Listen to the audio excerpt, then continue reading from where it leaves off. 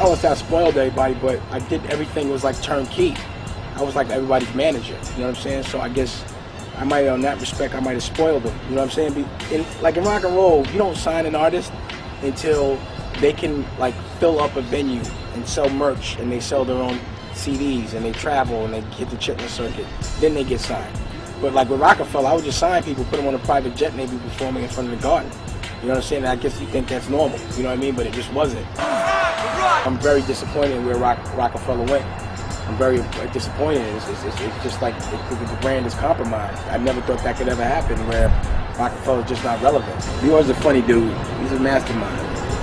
Brilliant, and he's not scared. I think his influence is what broke up Rockefeller. It's just all business, man, and that's that. Even though I'm not running it no more, you still don't want to see something go down, you know what I'm saying? So it's like, it feels good, but it feels bad. It's like bittersweet. It's hard, you know what I'm saying?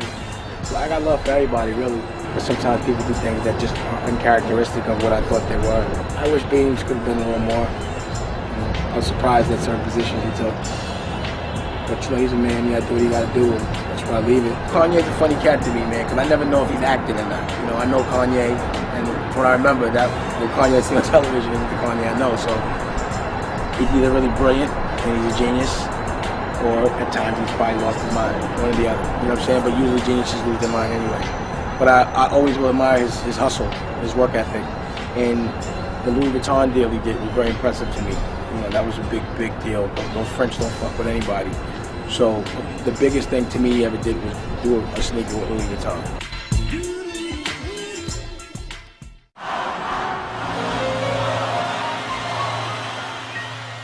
With Jay, I just keep hearing homeboy keep saying my name, you know what I'm saying? So I'm just curious to know, you know, I don't know if I'm narcissistic, but I just be wanting to hear what he's saying about me. You know what I'm saying? But I can't objectively have any opinions on him, you know what I'm saying? Like I'm hearing what people are saying, and I just never thought there would be a day that I'd hear people saying those kind of things about him, you know what I'm saying? Like I just always thought he was untouchable as a rapper, you know what I mean? So to hear certain things, it's kind of surprising, you know? It's weird, it's weird.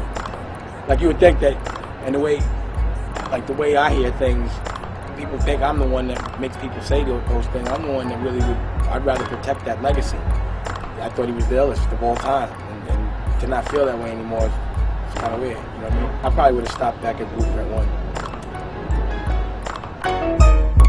I haven't seen Cam in like 2, 3, 4 years. Yeah, I miss him. I don't like what's going on with him and Jim.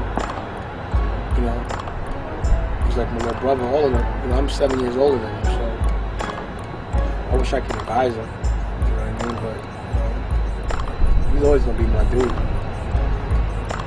We all grew up together, man, you know, I just love the fact that like through the generations, we could just keep passing the torch down, you know, like he was able to make a living, and I was able to help him make a living, you know? And, you know, whatever his course is, you gotta take it, but I ain't got nothing bad to say about it, but I do wish that him and Jim could work things out, you know? Just looking at how much money that Jay and I fucked up. You know? Built the brand for 10 years and died. That shit tattooed on my arm. Diplomats are the same. They're legends. They don't even know it. They're legends around this planet. Around the planet, they're legends. Fuck with Cam, man. No matter what. I always felt like Jimmy didn't need to be in the rap market. Like, you know, he's not known as a lyricist. But his personality is big like a rock star, and all the doors are closed on him in the urban marketplace because people are scared of him. And I know how that is because I'm in the same position. So it's like you got to go outside where they can't touch you and get that real money. Jim is dealing a lot with the urban world. You know, he still fucks with Koch and these guys, and I don't like those guys. You know what I mean? I don't like that music business, but that's the business he knows. So that was the reason why I went to go do the rock and roll. So whatever I do, I'm going to include him, and if something needs to get done, I'm going to help him out with it.